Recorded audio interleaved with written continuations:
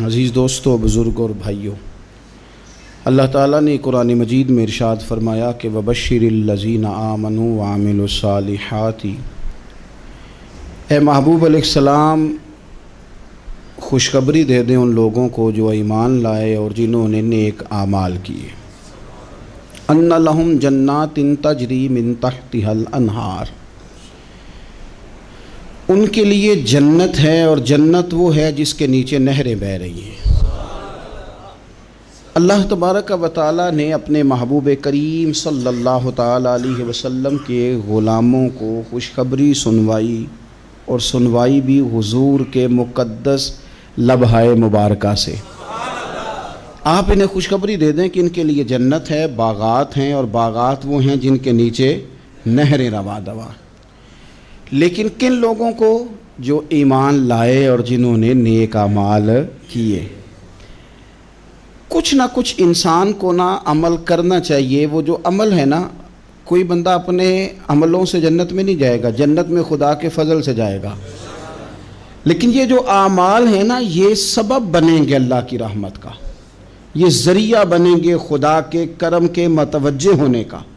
جب ہم نیک اعمال کریں گے تو اس عمل کی وجہ سے رحمت ہوگی، اور وہ رحمت ہمیں اللہ کے قریب بھی لے جائے گی، اور اس رحمت کی برکت سے رب جنت بھی عطا فرمائے گا۔ ہمارے ہاں یہ ہوتا ہے کہ ہم زیادہ تر چیزوں کو تقریر سننے کی حد تک لیتے ہیں، اچھی نصیحت کا لطف ضرور حاصل کرتے ہیں، اچھے جملے کو اپنے دل میں اس کی فرحت ضرور محسوس کرتے ہیں، لیکن عمل کی طرف نہیں بڑھتے۔ اس کا نقصان یہ ہوتا ہے کہ یہ معاذ اللہ ایک باقاعدہ شعبہ بن جاتا ہے کہ میں نے بڑی خوبصورت تیار کر کے تراش خراش کر کے بات کرنی ہے، بڑی عمدہ کرنی ہے۔ اچھے ادیب تو پیدا ہوتے ہیں، اچھے خطیب، اچھے واعظ، اچھے سننے والے، داد دینے والے تو پیدا ہوتے ہیں، لیکن اگر عمل کا شوق نہ پیدا کیا جائے تو پھر باتیں نشستن گفتن برخاستن تک رہ جاتی ہیں، اس کا لطف نہیں آتا۔ پھر تو تقریریں ہو رہی ہیں، ہوتی ہیں اور ہوتی رہیں گی۔ نتیجہ کیا نکلا؟ جو آدمی کہتا ہے میں اتنے سالوں سے تقریر سن رہا ہوں، تو سوال یہ ہے کہ بھئی اتنا سننے کے بعد تم سنورے کتنا؟ سننے کا ایک ہی مقصد زندگی میں آپ سمجھ لیں کہ سننے کا مطلب سنورنا ہے، اور اگر آپ نے خیر کی بات سنی اور آپ سنورے ہی نہیں، میں آپ کو دعوت فکر دیتا ہوں۔ نبی پاک صلی اللہ تعالیٰ علیہ وسلم نے ارشاد فرمایا، ایک عورت تھی، طوائف تھی، ساری زندگی اس کی گناہوں میں گزری معاذ اللہ۔ پھر وہ ایک کنویں کے پاس سے گزر رہی تھی، ایک پیاسا کتا اس نے وہاں پیاس سے تڑپتے سسکتے دیکھا، اور پھر اس نے اپنے جوتے کو لٹکا کر اپنے دوپٹے کی مدد سے یا جیسے اس سے ممکن ہو سکا اس نے پانی نکالا، کتے کو پلایا، اللہ نے اس کی بخشش فرما دی۔ آپ ماشاءاللہ ہزاروں میں لوگ ہیں، آپ نے بڑی جلدی مجھے یہ بتانا ہے، یہ حدیث آپ نے پہلے بھی سنی ہوئی ہے نا؟ میرا خیال ہے کوئی بندہ نہیں رہا جس نے نہ سنی ہو۔ سنی ہوئی ہے نا ہم نے الحمدللہ۔ اتنے سارے بندے جو یہاں موجود ہیں انہوں نے سنی ہوئی ہے، تو ظاہر ہے امت مسلمہ میں جتنے لوگ ہیں ڈھیر ساروں نے یہ بات سنی ہوگی۔ لیکن میرا سوال یہ ہے، میں سڑکوں پہ روڈوں پہ سفر کرتا ہوں، ہم نے یہ حدیث درجنوں بار سنی کہ طوائف نے کتے کو پانی پلایا تو اس کی بخشش ہو گئی، لیکن حال یہ ہے کہ سڑک پر کسی گاڑی سے ٹکرا کر اگر کوئی کتا مر جاتا ہے، اب مر ہی گیا ہے، گاڑی والا، موٹر سائیکل والا، پجارو والا، بس والا کوئی اتنی جرت نہیں کرتا کہ لکڑی کے ساتھ، رسی کے ساتھ ہی پکڑ کے اسے سائیڈ پہ کر دے۔ وہ سڑک پہ مرا ہوا پڑا رہتا ہے، یہاں تک کہ گاڑیوں کے ٹائروں کے ساتھ اس کا گوشت لگ لگ کے سڑک صاف ہوتی ہے۔ اس محبوب کے ماننے والے جس محبوب نے بتایا کہ طوائف نے پانی پلایا تھا، اور ہمیں سمجھ بھی آ گئی اور حدیث پڑھ بھی لی اور سن بھی لی، پھر اس ملک کی جو مسلمانوں کا ملک ہے اس کی سڑکوں پر مرے ہوئے کتوں کو اٹھائے بھی کوئی نہ، اور زخمی کتا زخمی ہو ہی گیا ہے، اب اسے سڑک سے سائیڈ پہ ہی کر دیا جائے کم از کم، تاکہ اس کی اگر جان باقی ہے تو بچ جائے۔ تو پھر مجھے بتاؤ نا میرے دوستو، ہم نے کس لیے تقریریں سنی ہیں، کس لیے خطبے سنے ہیں؟ واعظ و نصیحت کی مجالس کا مطلب ہم نے کیا سمجھا ہوا ہے؟ تقریر، تحریر، تصنیف، اچھی گفتگو، اچھا جملہ، اس کا معنی ہم کیا سمجھتے ہیں؟ تو آج جو خوبصورت گھڑیاں شب برات کی صورت میں ہمیں نصیب ہونے جا رہی ہیں، اس سے پہلے اپنے دل میں یہ ارادہ کرو کہ رب کریم نے ہمیں جتنا دین کا فہم دیا ہے، سمجھ دی ہے، علم دیا ہے، ہم ارادہ کرتے ہیں اب ہم صرف سنیں گے نہیں، پڑھیں گے نہیں، صرف بیان ہی نہیں کریں گے، ہم عمل بھی کریں گے۔ کوئی تھوڑا سا نا عمل کا رستہ بھی تو میرے عزیز ہونا چاہیے۔ اب مطلب بہت ساری جگہوں پہ جانے کا موقع ملتا ہے تو لوگ کہتے ہیں پیر صاحب ناراض نہ ہونا، ہم نے بڑا بندوبست کیا ہوا ہے، تقریر ذرا نہ 1.25 گھنٹہ کرنا۔ تو میں کہتا ہوں مثلاً آپ مجھے بتائیں نا 1.25 گھنٹہ تقریر کرا کے آپ نے کیا کرنا ہے؟ اگر تو آپ نے اس لیے بلایا ہے کہ جناب ایک بات سنیں گے، ایک واعظ ہوگا، سر دھنیں گے، تو وہ تو مجھے آتا ہی نہیں، تو میں تو مختصر بات کروں گا اور اتنی کروں گا جس کی ضرورت محسوس کروں گا۔ لمبی چوڑی تقریروں کا کیا مطلب ہے؟ ہم کیا چاہتے ہیں سوائے اس کے کہ جناب بات بڑی اچھی کانوں کو لگ رہی ہے، مزہ بڑا آ رہا ہے، تو آپ نے لیا کیا؟ نتیجہ کیا نکلا؟ میرے رسول پاک علیہ السلام کے صحابہ جو حضور سے نصیحتیں لیتے تھے وہ کیسی تھی؟ حضرت عبداللہ بن بصر رضی اللہ تعالیٰ عنہ حاضر بارگاہ ہوئے، آ کے عرض کی یا رسول اللہ صلی اللہ علیہ وسلم، میں آیا ہوں سونے، پتہ نہیں دوبارہ آ سکوں کہ نہ آ سکوں، حضور پتہ نہیں موقع ملے نہ ملے، ایک بات مجھے بتا دیں، میں اس پہ عمل کروں گا، میری زندگی بھی بن جائے اور آخرت بھی بن جائے۔ تو کریم محبوب نے فرمایا عبداللہ زبان کو خشک نہ ہونے دینا، اس کو تر رکھنا۔ تر حضور کس چیز سے؟ فرمایا اللہ کے ذکر سے تر رکھنا، زبان اللہ کے ذکر سے تر رہے، ہر وقت رب کی یاد رہے، تیری دنیا بھی بن جائے گی اور آخرت بھی بن جائے گی۔ تو میرے عزیز اپنی زندگی کے اندر اب ہم نے عمل کرنا ہے۔ او جناب کمال پھر یہ ہے کہ جب واعظ سننے کا شوق بڑھ جاتا ہے، تقریر سننے کا شوق بڑھ جاتا ہے، سننے سنانے کا خالی مزاج ہو جاتا ہے، پھر بندہ ڈھونڈتا پھرتا ہے کہ نئی سے نئی چیز کہاں ملتی، انوکھی سے انوکھی چیز کہاں ملتی، انفرادی سے انفرادی بات۔ میرے بھائی آپ ضرور سنیں، ضرور سنیں، مومن کی گمشدہ میراث ہے، حکمت جہاں سے ملے لیں، لیکن عمل کرنے کے لیے لیں، عمل کرنے کے لیے۔ اب میرا دل کرتا ہے اب ہماری چپ سے بھی لوگ سبق سیکھیں۔ حضرت باجید بستامی فرمایا کرتے تھے جس نے ہماری چپ سے کچھ نہیں سیکھا اس نے ہماری تقریر سے کیا سیکھنا ہے۔ اب تھوڑا سا نا اشاروں کی بولی بھی سمجھیں، اب تھوڑا سا یہ بھی ہو کہ بس بات پوری ہونے نہ پائے اور انسان کی رغبت عمل کی طرف بڑھ جائے، یہ مزاج ہمیں دیا ہے۔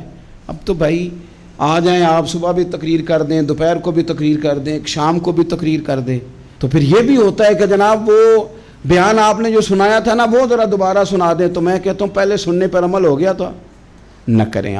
اب ہمیں تھوڑی باتیں سیکھ کر ان پر عمل کرنا ہے اور آگے بڑھنا ہے۔ بڑی سادی بات میرے ابا جی بتایا کرتے تھے، والا صاحب کہتے ہیں کہ ایک دیہاتی بندہ نہ چلا گیا وہ کسی مولوی صاحب کی تقریر سننے، تو اس زمانے میں آپ کو پتہ ہے یہ واش روم کا مروجہ نظام نہیں ہوتا تھا، تو لوگ کھیتوں میں دوسری جگہوں پہ پیشاب کے لیے جاتے تھے۔ تو مولانا نے ایک احتیاط بیان کی، وہ کہنے لگے کہ پیشاب سخت جگہ پہ نہ کرو زمین پہ بیٹھ کر، ورنہ پیشاب کے چینٹے اڑیں گے، کپڑوں پہ پڑیں گے، اور حدیث میں سخت حکم ہے اس مسئلے میں۔ تو کوئی نرم جگہ ہو ایسی جہاں پیشاب کریں چینٹے نہ اڑیں۔ وہ بندہ عمل کرنے والا تھا نا، اس نے میری تقریر سن کے سر دھن کے جانا نہیں تھا، اس نے اتنی ساری ریت لے لی، کپڑے میں باندھ لی، اور وہ اس نے کندھے پہ رکھی ہوئی ہے، جہاں پیشاب کا وقت آتا پہلے ریت بچھاتا، پھر پیشاب کرتا تاکہ میرے کپڑوں پہ نہ پڑے۔ ایک صاحب نے اسے کہا کوئی ہفتے بعد چلو بیان سننے چلیں، تو کہنے لگا میں پہلے پہ عمل کر لوں یہی بڑا ہے، میں نے تو اتنی ساری ریت کندھا تھک گیا ہے میرا اس دن سے اٹھائی ہے، تو میں نہیں چاہتا کہ نہیں بھی سنوں تو کسی اور جگہ میں۔ یہ تفریح تباہ کے لیے بات کو نہ سمجھیں، اس سادے آدمی نے جو ہمیں سمجھایا مجھے اور آپ کو، اس پر غور کرے کہ کل بھی سنا تھا، پرسوں بھی سنا تھا، پیر صاحب نے ترسوں بھی کہا تھا، شیخ نے پرسوں بھی کہا تھا، پچھلے ہفتے بھی کہا تھا، تو نے اگر شیخ کی بھی نہیں سنی، استاد کی بھی نہیں سنی، پیر کی بھی نہیں سنی، اور اس دور کے پیر جو صحیح کام کرنے والے ہیں، استاد جو صحیح کام کرنے مجبور ہو گئے ہیں بیچارے، کہتے ہیں کس کی تربیت کریں، کس درد سے کہا تھا حضرت سلطان باؤ نے، وہ کہتے ہیں اور رب دا طالب کوئی بھی نہیں ملیا، اتے جو ملے ہے طالب زردہ ہو۔ یہ تو آئے ہیں کاروبار سیدھا کرنے، فوٹو کھچوانے، فلاں کام کے لیے، یہ تو وہ جو ہم دینا چاہتے ہیں اس کا تو مزاج ہی نہیں۔ پہلے بھی میں نے کہا تھا، پھر کہتا ہوں، مجھے شوق نہیں ہے، خدا مجھے معاف کر دے اس دن سے پہلے جس دن یہ شوق ہو کہ میں سویرے جاؤں گا تو نوٹ لاؤں گا، تو شام جاؤں گا تو نوٹ لاؤں گا۔ یہ شوق نہیں ہے، طبیعت نہیں ہے، من نہیں چاہتا، لیکن یہ کہ یہاں بھی آ جائیں خطاب کر دیں یہاں بھی، او خدا کے بندو ہم کہاں اس قابل ہیں ہم خطاب کریں؟ ہم نے تو نا جی ایک اذان دینی شروع کی ہوئی، صبح و شام ایک اذان پڑھتے ہیں، ہے یہ پیغام حضرت احمد رضا کہ بارگاہ نبی کے رہو با وفا۔ ہم تو کہتے ہیں ادھر آ جاؤ، ٹھوکریں کھاتے پھرو گے ان کے در پہ آ پڑو، قافلہ تو اے رضا اول گیا آخر گیا۔ ہم تو کہتے ہیں ادھر آؤ، اللہ رسول کی بارگاہ کی طرف رجوع کرو۔ اور وہ ایک جملے پہ اگر تو عمل ہو گیا، پیار سے باتیں کرتا رہتا ہوں، سب کے ساتھ نہیں کرتا، جس کا مجھے پتا ہو کہ یہ تھوڑا سہ لے گا۔ ایک دوست نے مجھے کہا کہ میں تو آتا ہوں تو مجھے علاقے کے لوگ کہتے ہیں ان کو بلاؤ، تو میں کہتا ہوں پورا عمل کرنا میری غلط ہے، تو پھر میں باقیوں کو بھی لگا جاؤں گا، تو اگر تیرا ہی عمل نہیں ہو سکا تو باقیوں کو میں نے جا کے کیا سمجھانا ہے؟ تو ایک تو آج کی جو رات ہے، اس سے پہلے اپنے اعمال کی طرف میں اکثر کہتا رہتا ہوں کہ شب برات پہ ہر مسجد سے زور زور سے رونے کی آواز آنی بھی چاہیے۔ شب قدر پہ آتی ہے، عمرے پہ جاتے وقت لوگ معافیاں مانگتے ہیں، حج پہ جاتے وقت، اور کروڑوں لوگ یہ کام کرتے ہیں سال میں۔ اگر 25 لاکھ 26 لاکھ آدمی یا 50 لاکھ آدمی حج کرتا ہے اور وہ جانے سے پہلے معافی مانگ کے گیا، توبہ کر کے گیا ہے، اور کروڑوں لوگ ہیں جو شب قدر میں ہیں، شب برات میں ہیں، اور انہوں نے کھل کے توبہ کی ہے، تو پھر میرے بھائی سویرے کرپشن ختم ہونی چاہیے نا ملک سے، سویرے 75% جھوٹ ختم ہونا چاہیے نا۔ ساری رات تو لوگوں نے توبہ کی تھی، صبح 80% حقوق العباد کا مسئلہ حل ہونا چاہیے تھا کہ نہیں ہونا چاہیے تھا؟ صبح ملاوٹ بہت حد تک ملک سے ختم ہونی چاہیے۔ تو کیا ہم نے سمجھ لیا ہے؟ ہم نے یہ سمجھا ہے کہ شب برات پہ بھی بس ایک رسم ادا کرو، آؤ تھوڑی توبہ کرو چھٹی کر جاؤ، آئیے شب قدر تو توبہ کرو چھٹی کر جاؤ۔ کیا یہ ہم نے مطلب سمجھ لیا؟ حج کرنے گئے، رب کی بارگاہ میں حاضر ہوئے، رسول کریم کی بارگاہ سے بھی جو ہو کے آ جائے اور بدلے ہی نہ، وہاں تک جائے اور بدلے ہی نہ۔ مدینے گئے، کعبے گئے، کربلا گئے، جیسے گئے تھے گھوم پھر کے ویسے ہی آ گئے۔ نتیجہ کیا ہے؟ اپنی زندگی نتیجہ خیز بنائیں۔ آج اس خوبصورت موقع پر جب شب برات ہمارے سامنے کھڑی ہے، اپنے ذہن میں تہیہ کریں کہ اب ہم نے بدل جانا ہے۔ شوگر ہو جائے تو بدلنا پڑتا ہے، اللہ معاف کرے، چینی چھوڑنی پڑتی ہے، من پسند مٹھائیاں چھوڑنی پڑتی ہیں، بدلنا پڑتا ہے۔ بلڈ پریشر ہو جائے تو یارو بدلنا پڑتا ہے۔ اگر انسان کو خدا نہ خواستہ کوئی مرض لگ جائے تو بدلنا پڑتا ہے۔ اولاد پیدا ہو جائے تو بدلنا پڑتا ہے۔ گھر میں بیٹیاں پیدا ہو جائیں تو بوڑھے باپ کو بدلنا پڑتا ہے۔ بال سفید آ جائیں تو پھر بھی تو بدل جانا چاہیے نا۔ انسان کی عمر 40 سال ہو جائے تو پھر بھی تو بدل جانا چاہیے۔ شب برات پہ توبہ کرے تو پھر بھی تو بدل جانا چاہیے۔ اب بدل جائیں، اب ہم بدل جائیں۔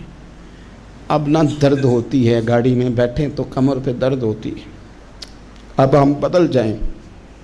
اب لوگ بتاتے ہیں تیرے بال سفید ہونے لگ گئے، اب ہم بدل جائیں۔ اب لوگ ہمیں کہتے ہیں بچے جوان ہو گئے، اب ہم بدل جائیں نا یارو۔ اب لوگ ہمیں کہتے ہیں کہ اوہو اب تو آپ اٹھتے وقت زمین پہ پہلے ہاتھ رکھتے ہیں پھر اٹھتے ہیں، اب بدل نہ جائیں۔ اب محسوس ہوتا ہے کہ نیند گہری نہیں آتی، اب محسوس ہوتا ہے کہیں کہیں جسم میں تکلیف ہے، اب بدل نہ جائیں۔ اب نہ کئی کلاس فیلو چلے گئے دنیا چھوڑ کے، بدل نہ جائیں۔ اپنے بہن بھائیوں میں سے کئیوں کا جنازہ پڑا، بدل نہ جائیں۔ ہم میں سے کئیوں نے ماں باپ دفن کر دیے، پھول ڈال دیے قبروں پہ، اب بدل جائیں۔ اب وقت تھوڑا رہ گیا، اب کچھ تبدیلی کی طرف آئیں، اب توبہ صحیح والی کر لیں، اب استغفار دل سے پڑھ لیں، اب تبدیل ہو جائیں، اب اپنے اندر باہر کچھ تبدیلیاں لائیں، اب اپنے ظاہر اور باطن کو سنواریں۔ اب اللہ رسول کی بارگاہ میں جانا ہے نا، تو کہیں ایسا نہ ہو شرم آئے حضور کے سامنے کھڑے ہوتے، حیا آئے نبی کریم کی بارگاہ میں کھڑے ہوتے۔ اب کچھ تبدیلی لائیں، آج ارادہ کریں کہ آج جو توبہ کریں گے وہ صحیح والی کریں گے، آج جو وہاں استغفار کریں گے اللہ کے حضور حاضر ہو کے تو وہ صحیح والا کریں گے۔ اب کچھ تبدیلی کا مزاج لائیں۔ اور پھر ایک اور بات بھی عرض کروں، ہمارے ذاتی تعلقات سارے دھوکہ ہیں، ہماری جیبوں میں مال سارا دھوکہ ہے، ہمارے بلند و باغ دعوے سارے دھوکہ ہیں، ہمارے بڑے بڑے رتبے سارے دھوکہ ہیں۔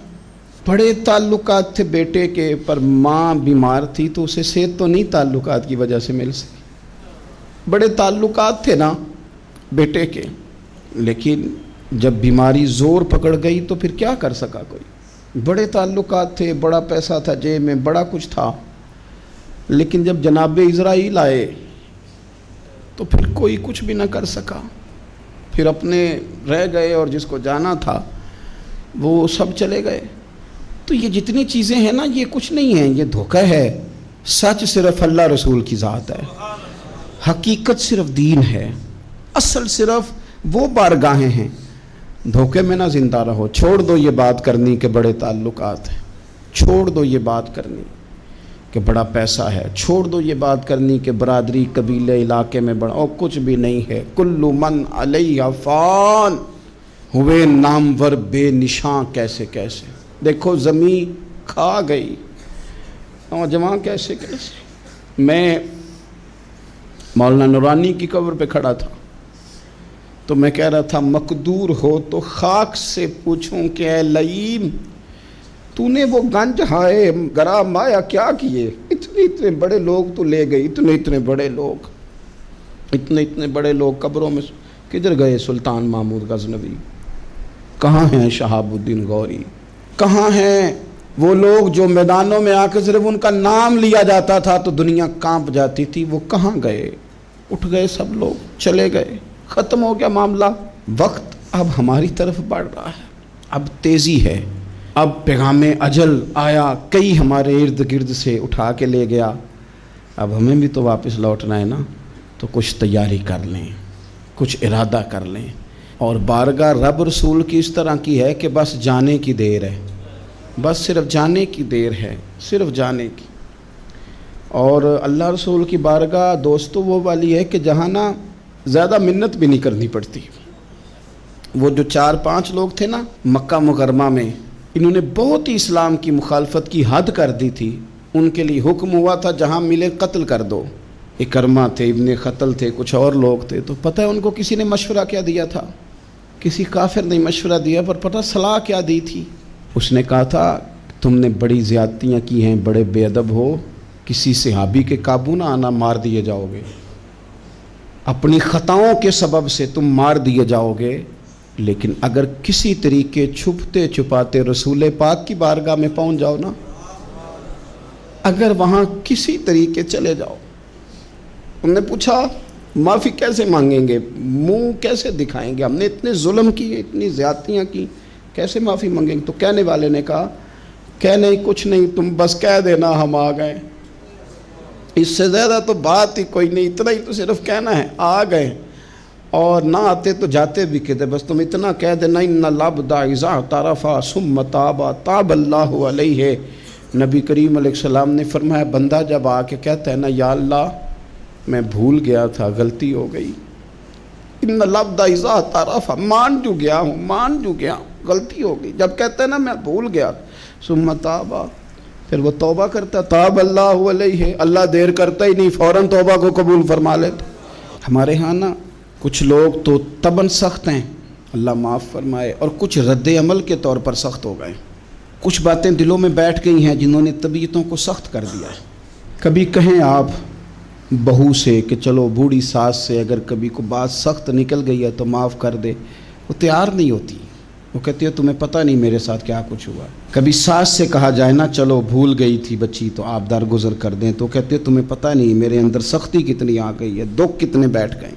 ہم نا طبیعتوں میں سختی کر بیٹھے، ہمارے دل دھڑکتے ضرور ہیں لیکن صرف اپنے بچوں کے لیے، ہمارے سینوں میں درد اٹھتا ضرور ہے لیکن صرف اپنوں کے لیے۔ ہم نے نا 2 4 5 6 باتیں جمع کر کے ان پر پورا ذہن بنا کے سخت ہو گئے ہیں، طبیعتیں سخت ہیں، دل سخت ہیں۔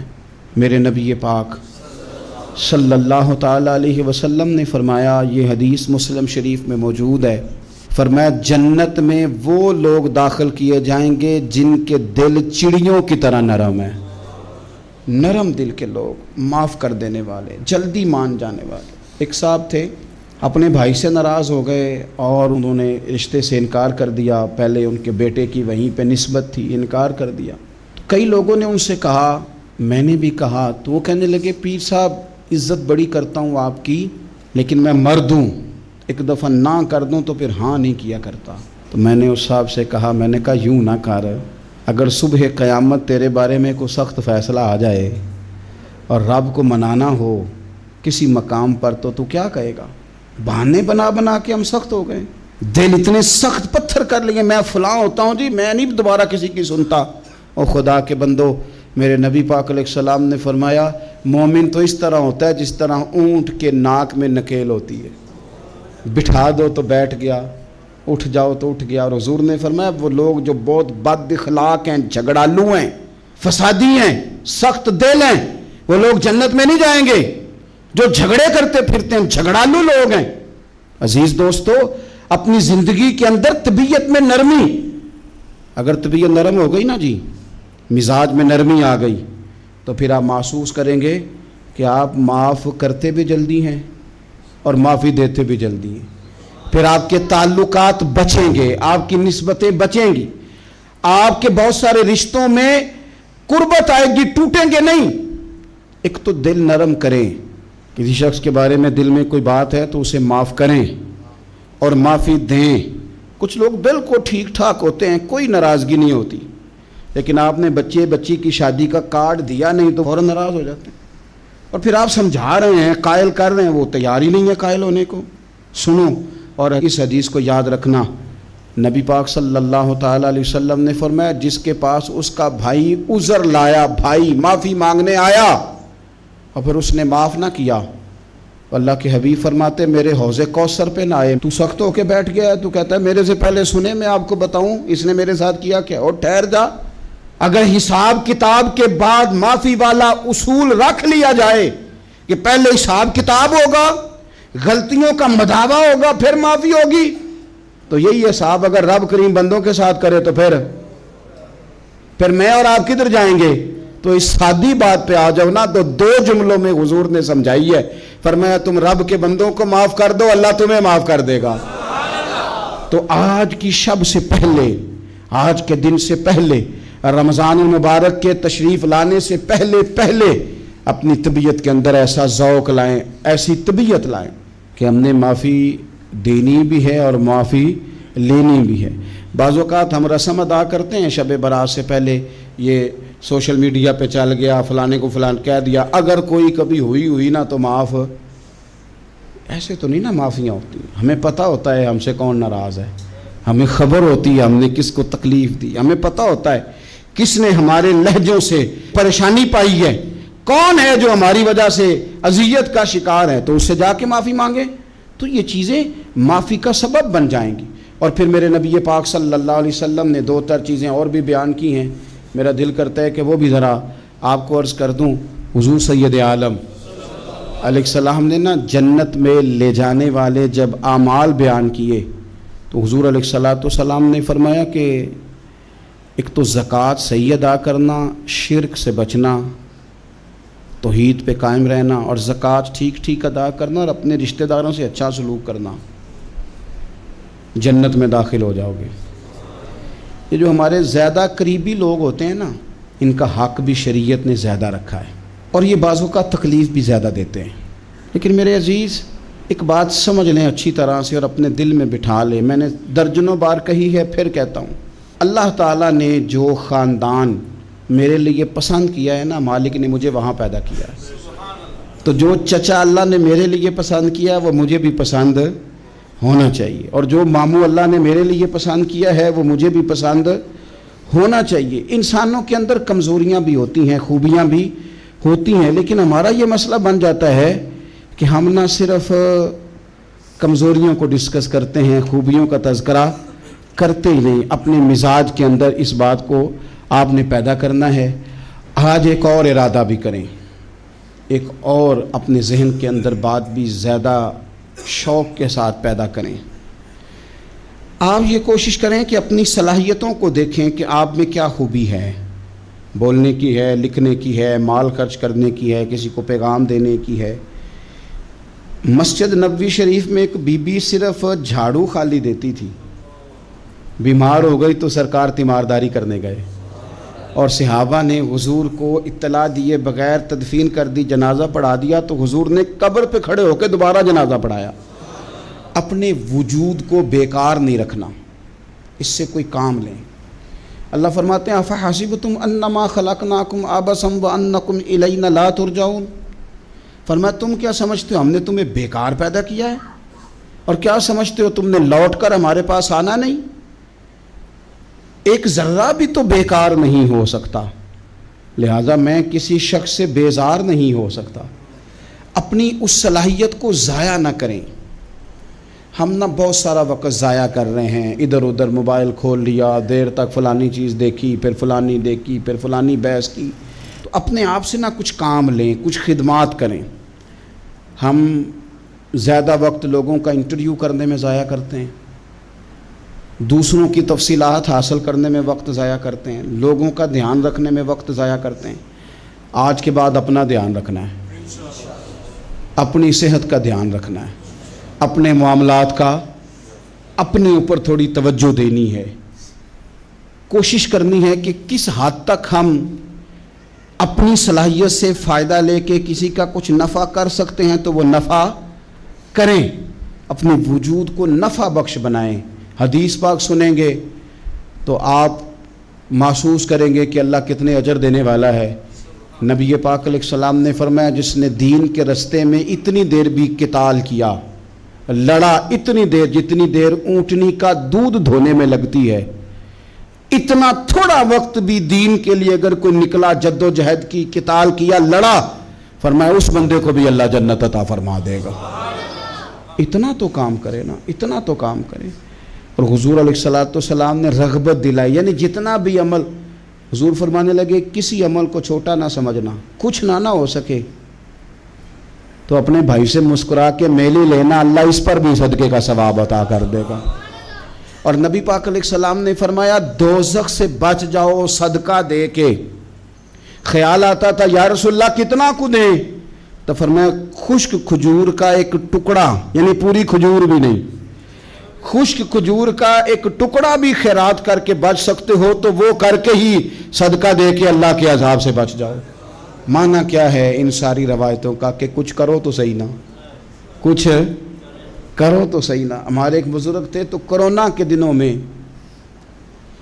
انہوں نے ایک جملہ کہا، کہنے لگے یہ کرونا پتہ تمہیں کیا کہنے آیا ہے؟ کہنے آیا ہے کہ بیماریاں آ رہی ہیں، حالات خراب ہیں، یہ کرونا نہیں، یہ کہتا ہے کچھ کرو نا، کچھ اللہ اللہ کرو نا، فارغ نہ بیٹھو، دیکھو کیسے لوگ ڈھیروں کے ڈھیروں اب جا رہے ہیں، اب کچھ کرنا ہے انشاءاللہ تعالی، اب کچھ وقت ضائع نہیں کرنا، اور زندگی میں کچھ، میں کہہ چکا ہوں کہ ایک بندے کو بھی اللہ نے بیکار نہیں پیدا کیا، ہم نے خود اپنے آپ کو بیکار کر لیا۔ اپنے آپ کو بیکار نہ کریں۔ جب رب کہتا ہے فحسبتم انما خلقناکم عبث، کیا تم سمجھتے ہو میں نے تمہیں بیکار پیدا کیے؟ آپ لوگ بڑے کام کے ہیں، بس اپنے آپ کو پہچانے۔ اقبال کہنے لگے عجب نہیں کہ خدا تک تیری رسائی ہو، اور تیری نظر سے تو پوشیدہ ہے آدمی کا مقام، تو بندے کوئی نہیں سمجھ سکا تو وہاں تک تو کیسے جائے گا؟ اپنے آپ کو پہچانے۔ یہ جو کہتے ہیں نا مجھ سے کچھ بھی نہیں ہوتا، ناراض تو نہیں ہو جائیں گے؟ یہ کچھ کرنا نہیں چاہتے، یہ صرف ادھر ادھر دھیان رکھ کے ایک فوٹو چڑھا کے ادھر بھاگ ادھر اپنے نفس کو راضی کرتے ہیں۔ نفس بس کہہ رہا ہے آج یہ کر لو تو وہ کر لیا، ادھر دیکھ لو تو ادھر دیکھ لو۔ اس سے نکلیں، مثبت، مضبوط، مستحکم ارادے کریں اور پھر چل نکلیں۔ لڑنا شرط ہوتا ہے، جیتنا شرط نہیں ہوتا۔ تاریخ یہ نہیں دیکھتی کہ جیتا کون کون، تاریخ یہ دیکھتی ہے کہ لڑا کون کون، میدان میں کون کون رہا۔ اللہ بدر میں کامیابیاں دیتا ہے، احد میں کئی دفعہ کہتا ہے واپس پلٹو، خندق آئے گی تو پھر کامیابیاں مل جائیں گی، خیبر آئے گا تو پھر کامیابیاں مل جائیں گی۔ تو اس لیے ہمیشہ جیتنا ہی ضروری نہیں، لڑنا ضروری ہے۔ ہمت کریں، کوشش کریں۔ اللہ تعالیٰ آپ سب کو جزائے خیر عطا فرمائے۔ آخر دعوانا ان الحمد للہ رب العالمین۔